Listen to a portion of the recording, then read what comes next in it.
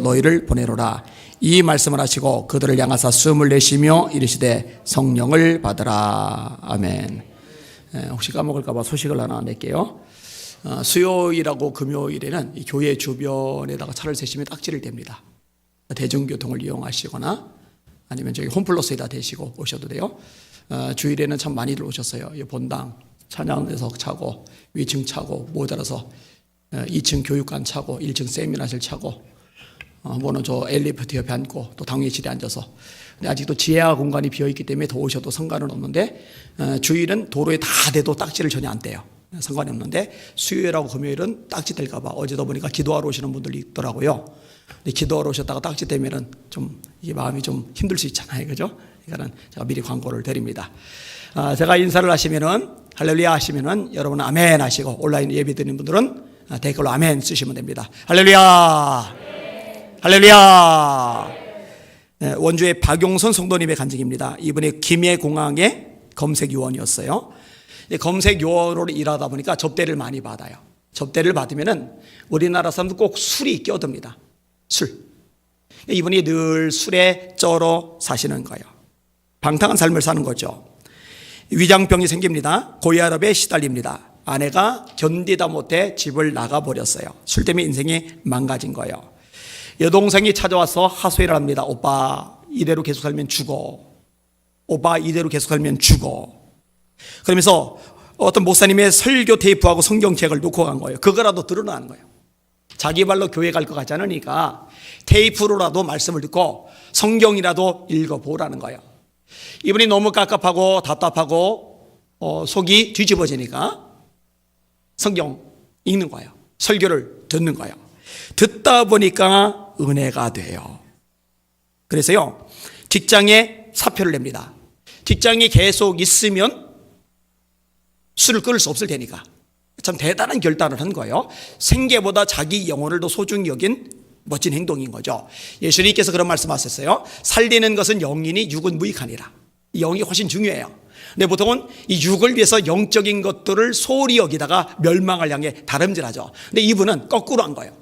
영을 위해서 육적인 것들을 포기를 하고 내려놓은 거예요. 그리고 예배를 드리기 시작을 합니다. 예배를 드리는데 그 교회에서 마침 40일 작정 기도를 하는 거예요. 새벽에. 이분이 매일 가서 말씀 듣고 말씀 붙잡고 울부짖어 기도를 하고 말씀 듣고 말씀 붙잡고 울부짖어 기도하고 이렇게 날마다 매달려 기도하다가 성령의 불을 받아버린 거예요. 할렐루야. 예수님이 약속하셨잖아요. 보혜사 곧 아버지께서 내 이름으로 보내실 성령 그가 너에게 모든 것을 가르치시고 내가 너에게 말한 모든 것을 생각나게 하시리라. 너희는 예루살렘을 떠나지 말고 내게 들은 바 아버지의 약속하신 것을 기다려라. 요한은 물로 세례를 베풀었으나 너희는 몇 날이 못되어 불과 성령으로 세례를 받으리라. 오직 성령이 너에게 임하시면 너희가 권능을 받고 예루살렘과 온 유대와 사마리아와 땅끝까지 이르러 내 증인이 되리라. 내가 불을 땅에 던지러 왔노니 이 불이 이미 붙었으면 내가 무엇을 원하리요. 나의 받을 세례가 있으니 그 이루어지기까지 나의 마음에 답답함이 얼마나 기느냐. 내가 떠나가는 것이 너에게 유익이라.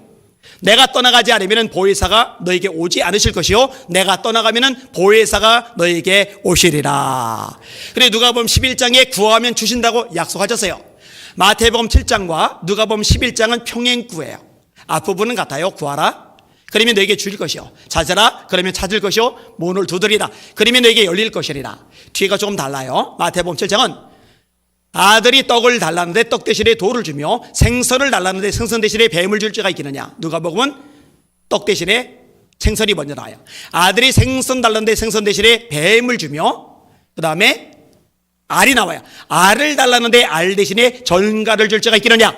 마태복음 7장에는 아비가 악할지라도 구하는 자에게 좋은 것으로 줄 줄 알거든 하물며 하늘이신 너희 아버지께서 이렇게 돼 있어요.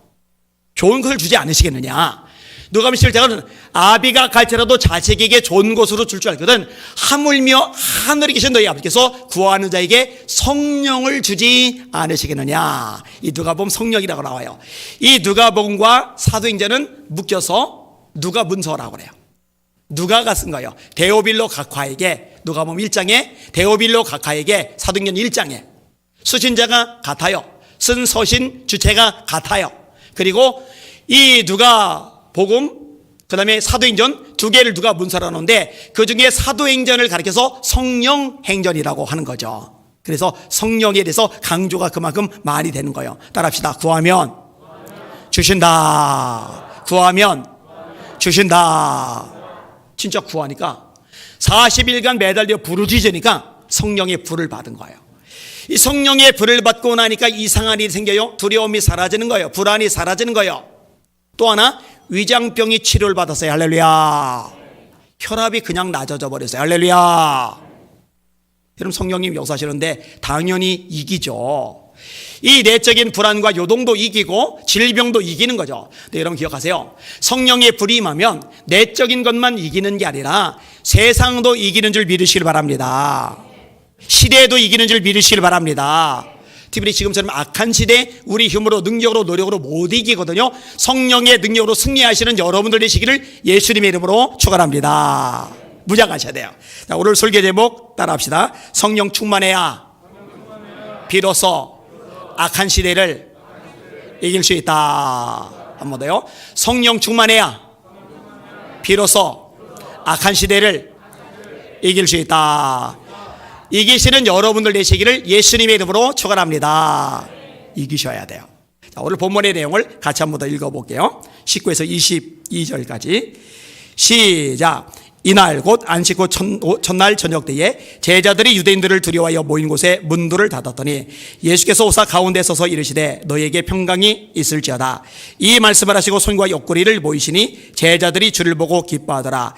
예수께서 또 이르시되 너희에게 평강이 있을지어다. 아버지께서 나를 보내신 것 같이 나도 너희를 보내노라. 이 말씀을 하시고 그들을 향하여 숨을 내쉬며 이르시되 성령을 받으라. 자, 예수님이 죽음을 이기고 살아나셨어요. 근데 제자들은 몰라요.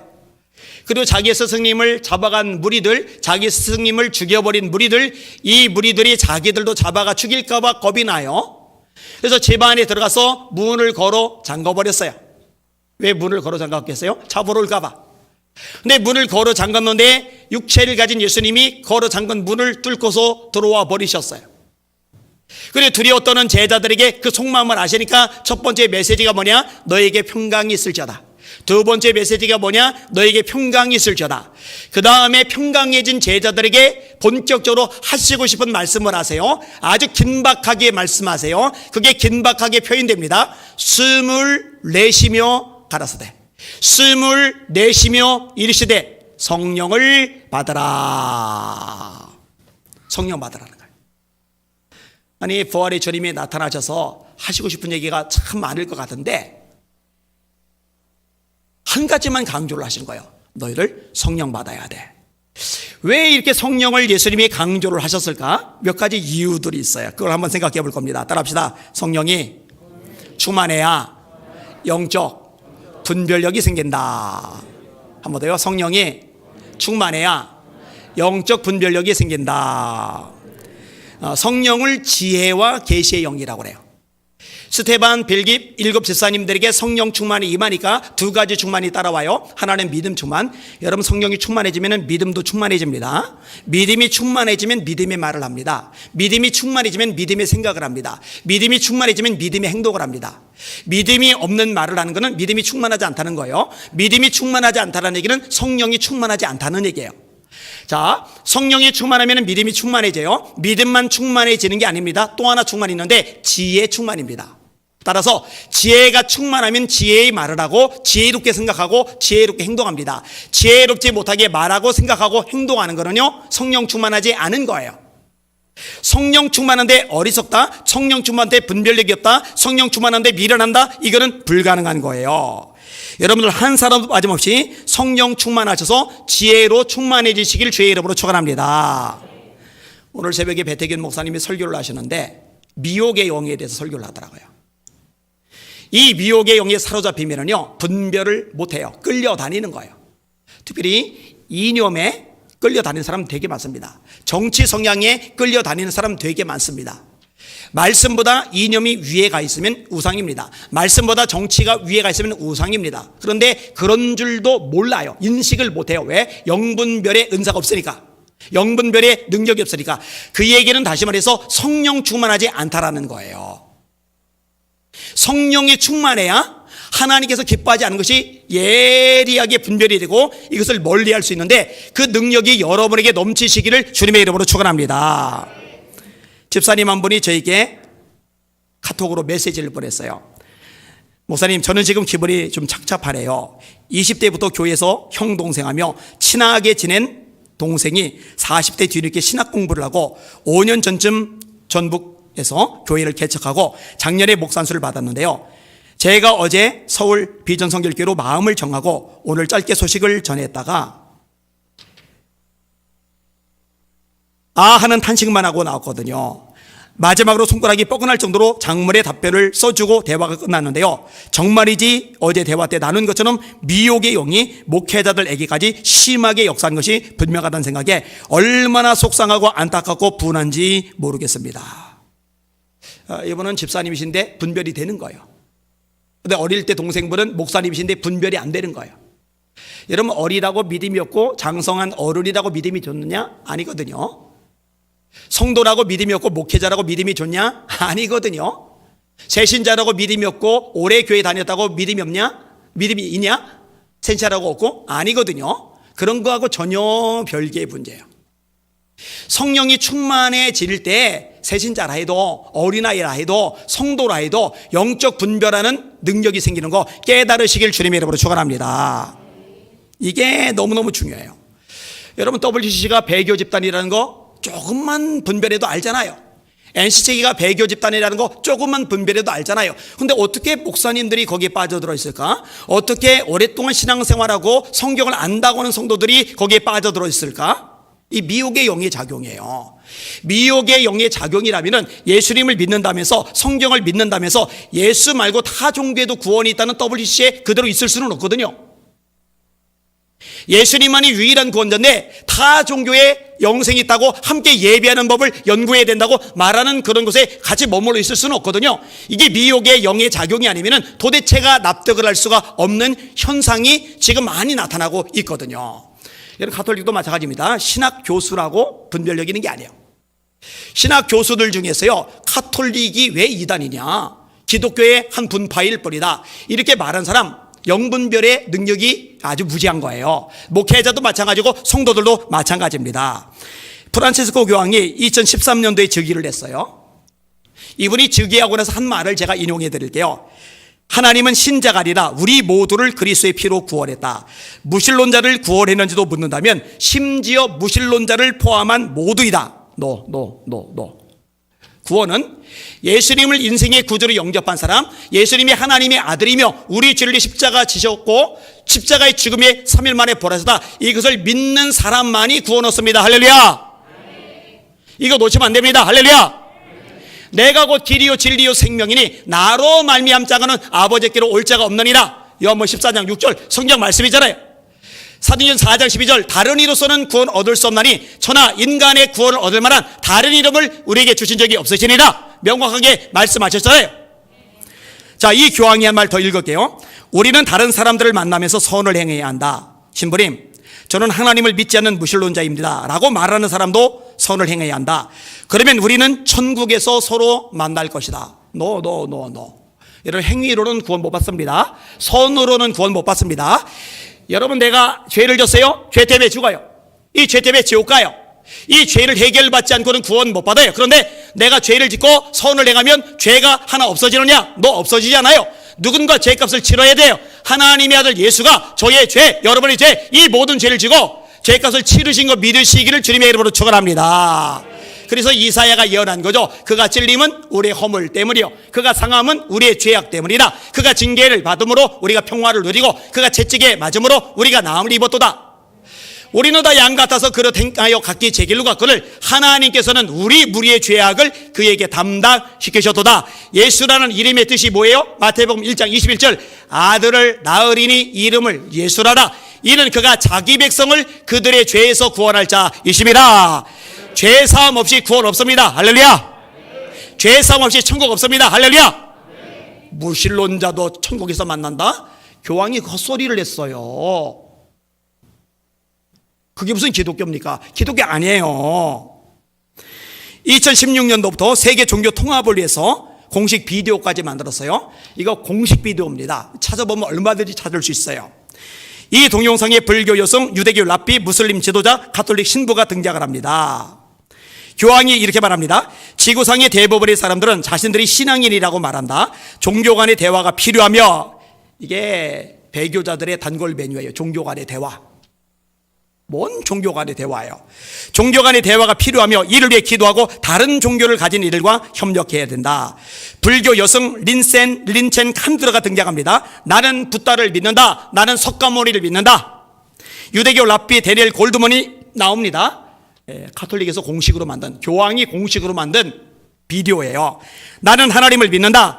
가톨릭 신부인 기에르모 마르코가 나와서 말합니다. 나는 예수 그리스도를 믿는다. 무슬림 지도자, 이슬람 지도자 오마르 아보드가 말합니다. 나는 알라를 믿는다. 그리고 교황이 다시 마지막으로 등장을 해요. 이렇게 말합니다. 사람들은 다르게 생각하고 다르게 느낀다. 하나님을 구하고 만나는 방법도 다르다. 이렇게 많은 사람들, 이렇게 다양한 종교 가운데서 우리 모두가 가지고 있는 한 가지 확신이 있는데, 그것은 바로 우리가 모두 하나님의 자녀라는 것이다. 너 예수의 피로 죄사함 받지 못한 사람은 자녀가 아니라 하나님과 원수라고 성경이 명확히 말씀합니다. 할렐루야. 예수의 피로 구원받은 사람은, 예수의 피로 정결함 받은 사람은, 예수의 피로 하나님의 백성 된 사람은 하나님의 자녀라는 거 잊지 마시기를 주님의 이름으로 축원합니다. 요한복음 1장 12절, 영접하는 자 곧 그 이름을 믿는 자들에게는 하나님의 자녀가 되는 권세를 주셨으니. 알라 믿는 자 자녀 되는 권세 안 줘요. 고타마 시타르타 믿는 자 자녀 되는 권세 안 줘요. 마리아도 마찬가지예요. 예수님을 믿는 자만이, 예수님을 영접하는 자만이 하나님의 자녀가 되는 권세를 얻는 거 깨달으시기를 주의 이름으로 축원합니다. 그런데 봐요, 얼마나 무지하면 영적으로, 얼마나 분별력이 없으면 영적으로 가톨릭이 형제라고, 가톨릭이 기독교의 분파라고 말을 해요. 그러니까 지금은요, 마지막 때라 미혹의 영이 전 세계를 막 휩싸고 있어요. 여러분들 말씀 안에 바로 서기 위해서라도, 올바른 분별력을 갖기 위해서라도 성령 충만 받으시기를 주님의 이름으로 축원합니다.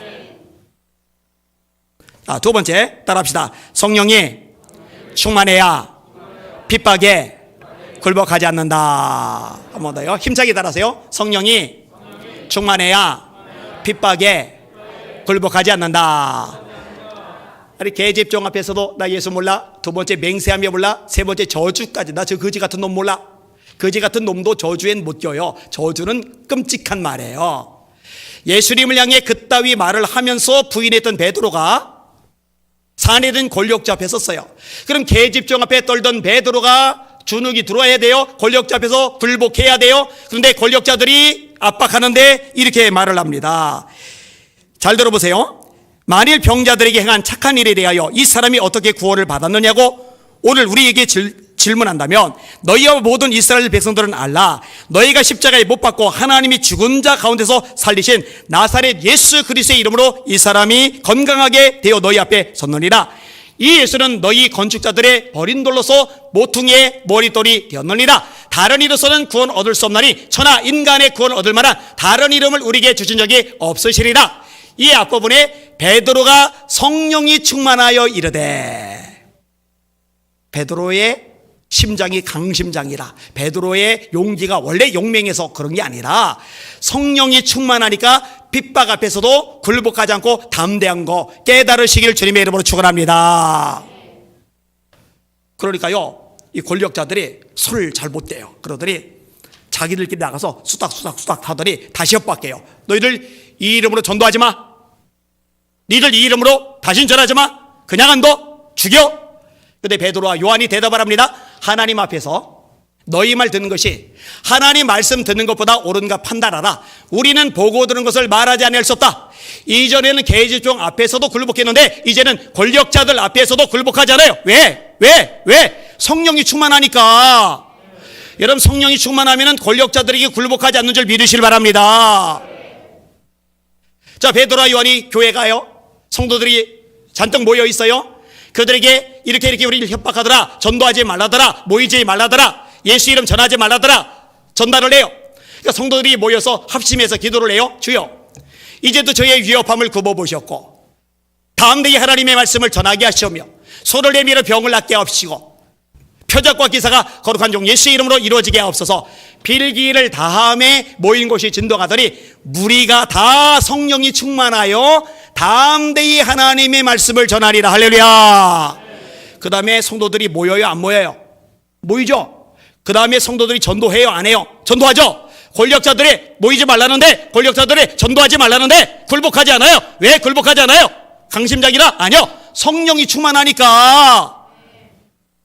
여러분, 한국교회 성령으로 충만하도록 기도하시기를 주의 이름으로 축원합니다.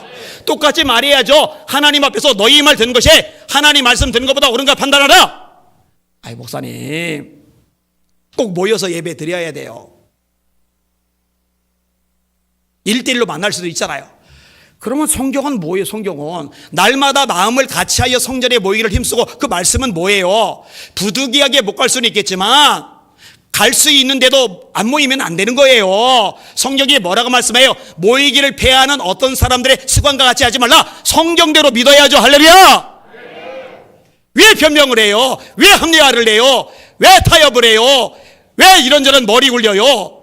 누가 1대1로 못 만난대요? 1대1로 만날 수 있지만 그럼에도 불구하고 모여라고, 모여서 예배하라고 성경이 가르치니까 말씀대로 하는 게 옳잖아요. 뭘 이렇게 복잡해요? 간단해요. 심플해요. 말씀대로 하면 되는 겁니다. 그렇게 되실 수 있기를 주님의 이름으로 축원합니다. 목사님, 지금 전염병이 돌아서 그런 거 아니에요? 전염병이 돌아서, 감염병이 돌아서. 여러분, 코로나19로 죽는 사람보다 독감에 걸려 죽는 사람이 더 많아요. 여러분, 코로나19에 죽는 사람보다 자살해서 죽는 사람이 더 많아요. 목사님, 전염병 때문에 그러잖아요. 전염병 때문에. 그럼 전철 타지 말아야죠. 전철. 교회는 안 가는데 전철은 타요. 교회는 안 가는데 버스는 타요. 교회는 안 가는데 홈플러스는 가요. 이마트도 가요. 교회는 안 가는데 식당은 가요. 아니, 그럼 전염병 무서워서 예배를 드리러 안 갈 바에 식당도 가지 말고, 전철도 타지 말고, 버스도 타지 말고, 직장도 가지 말아야죠. 원래 어떻게 보면 직장보다 예배가 더 중요한 거니까. 안 그래요?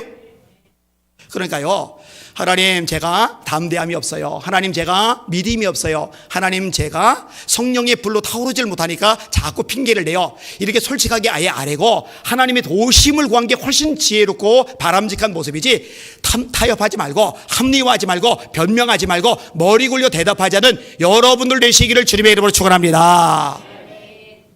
근데 지금 온라인으로 예배드리는 상당수는 예배 드리러 가고 싶은데 갈 곳이 없어서, 또 어떤 게서 우리 교인 아니면은 예배 드리러 오지 말라고 막아버려서 못 간다는 사람 너무 많아요. 그런 분들이 스마트폰 붙잡고 애절하게 예배 드리는 거 귀하죠, 아름답죠, 가치 있죠. 하나님께서 그 예배 받으시죠. 그런데 뻐젓이 갈 수 있는데 안 가는 건 다른 차원이에요. 성령이 충만하면 핍박이 굴복하지 않을 능력이 생겨납니다. 자, 세 번째 부분 따라합시다. 성령이 충만해야 연약한 마음을 지켜나갈 수 있다. 믿음으로 따라하세요. 성령이 충만해야 연약한 마음을 지켜나갈 수 있다. 여러분, 가장 중요한 것 중에 하나가 마음이죠.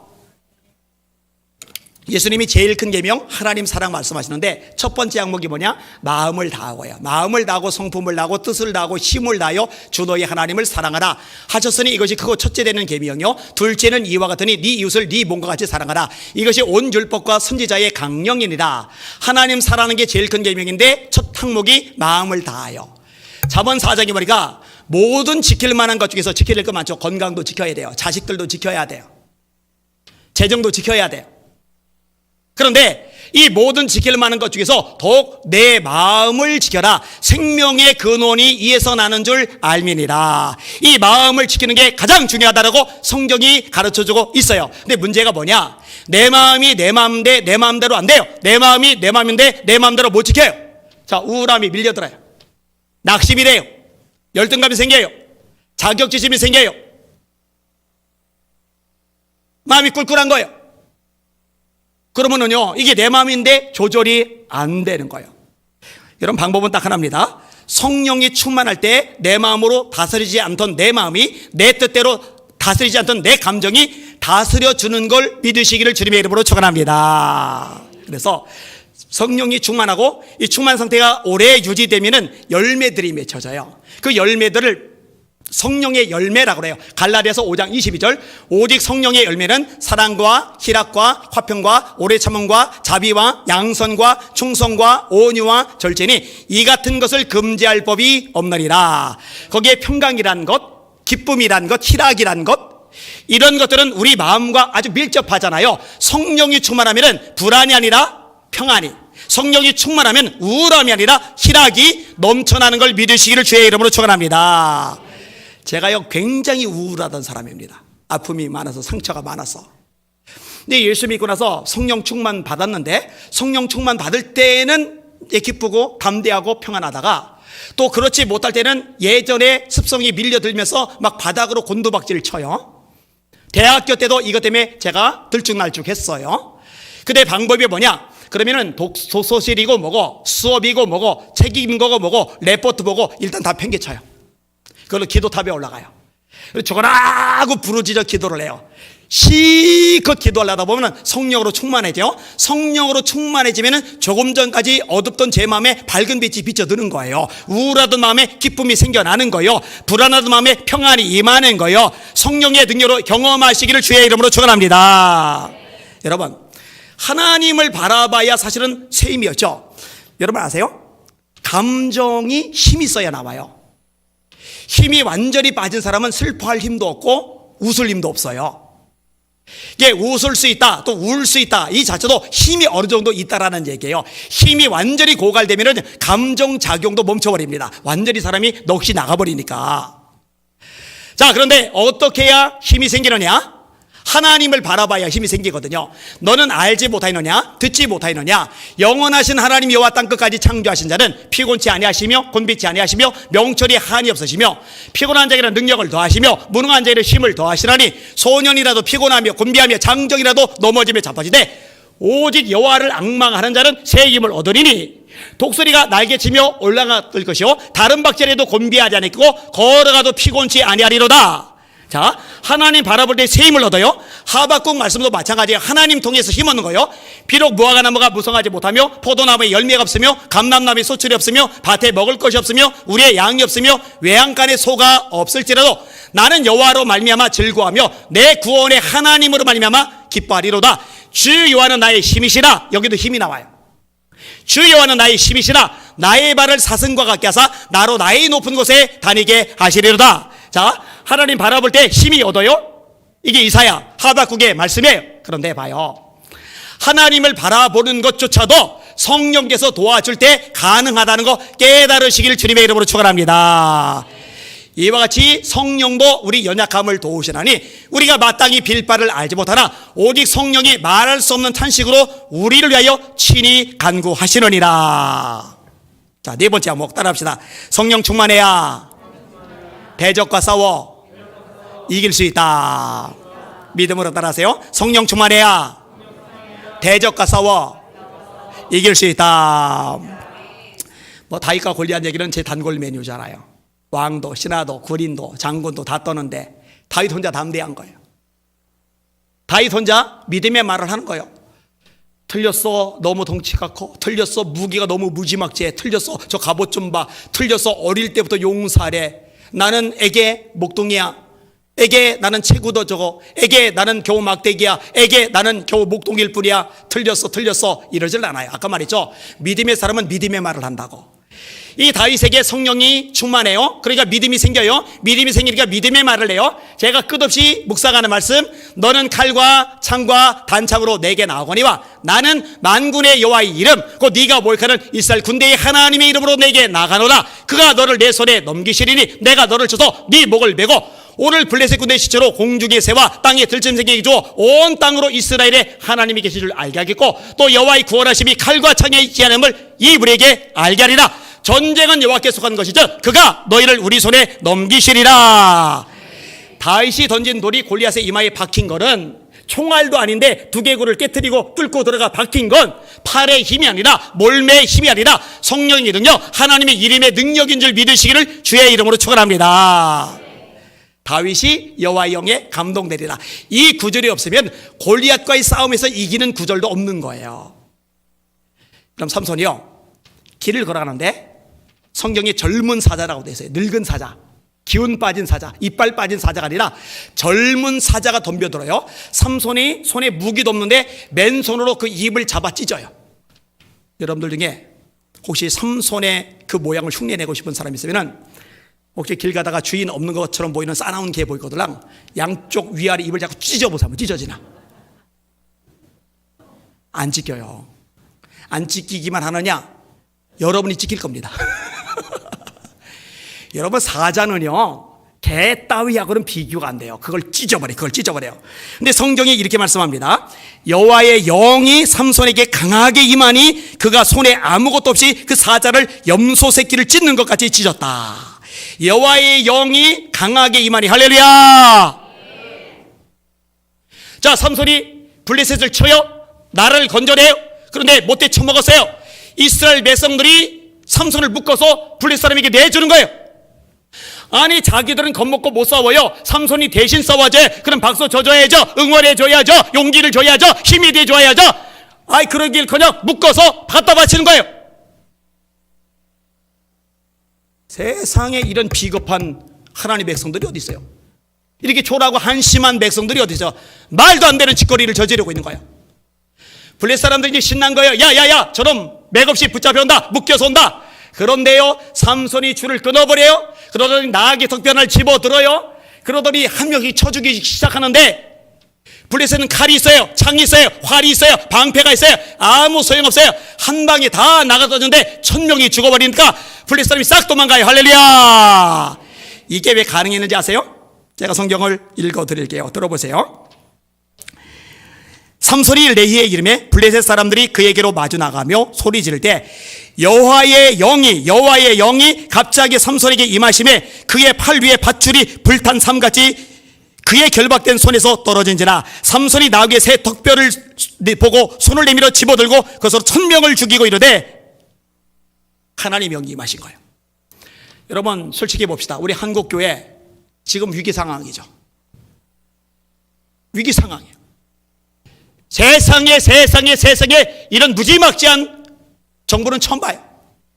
군부 독재 때도 데모하다 도망간 사람 교회 안에 들어가면 감히 교회 안에 못 들어갔는데, 못 잡아들였는데 공무원이, 경찰이 그냥 막 예배 중간에 들어오는 이런 일이 왜 발생합니까?